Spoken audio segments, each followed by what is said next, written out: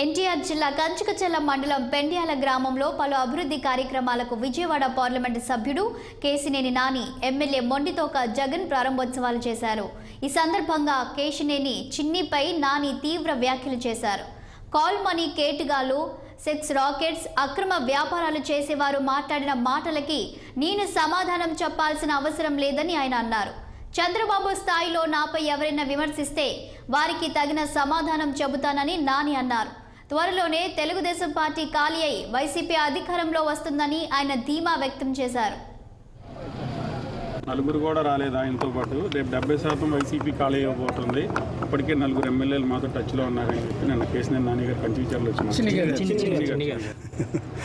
మొన్న విజయవాడలో చెప్పా, కొంతమందిని ఇగ్నోర్ చేయడం బెటర్. అర్థమైందా? మీరు మీడియాలో అనవసరంగా బ్రోతల హౌసులు నడిపే వాళ్ళని, కాల్ మనీ వ్యాపారస్తుల్ని, చీటర్లని, డాఫర్లని పెద్దవాళ్ళని చేయొద్దు. దయించి నాతో మాడించొద్దు. నిన్న బాక్స్ ఓపెన్ చేసినాక 100% ఏది ఖాళీ అవుతుందో తెలుస్తుంది. సో అవన్నీ అనవసరమైన మాటలు. ఉత్తర కోబాడు ప్రగల్భాలు ఇవన్నీ. ఆత్మీయ సమావేశం ఏర్పాటు చేశారు. అంటే గతంలో ఇప్పుడు నేను అంతకుముందు టీడీపీలో ఉన్నా, ఇప్పుడు వైఎస్ఆర్సీపీలో ఉన్నా. ఎవరి ప్రయారిటీస్ వాళ్ళకు ఉంటాయి. అంతేగాని ఇప్పుడు వాళ్ళు పార్టీకి పనిచేశారు, ఇక్కడ పార్టీకి పనిచేసే వాళ్ళు ఉన్నారు. ఇప్పుడు మా ముగ్గురు ఇది నచ్చి నందిగామలో వచ్చేవాళ్ళు వస్తారు. మేము ఎవరిని కూడా బలవంతం చేయం. ఎందుకంటే ప్రజలంతా జగన్మోహన్ రెడ్డి అనుకున్నారు. ప్రజలు మొత్తం ఇవాళ జగన్మోహన్ రెడ్డి గారు కావాలనుకుంటున్నారు.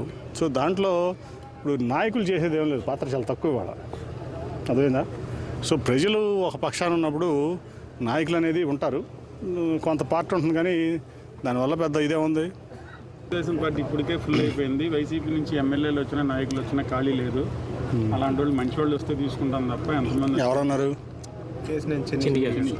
చంద్రబాబు అడిగింది చెప్పండి సార్. నాకు ఇవన్నీ టీడీపీ కోర్టుగా పనిచేశారు. మీరు టీడీపీలో ఉన్నప్పుడు వైఎస్ఆర్ కోర్టుగా పనిచేశారు అన్నారు. దాని గురించి మీరు ఏమంటారు? చెప్పే కదా, కాల్మనీ వ్యాపారస్తుల గురించి నేనేం మాట్లాడను.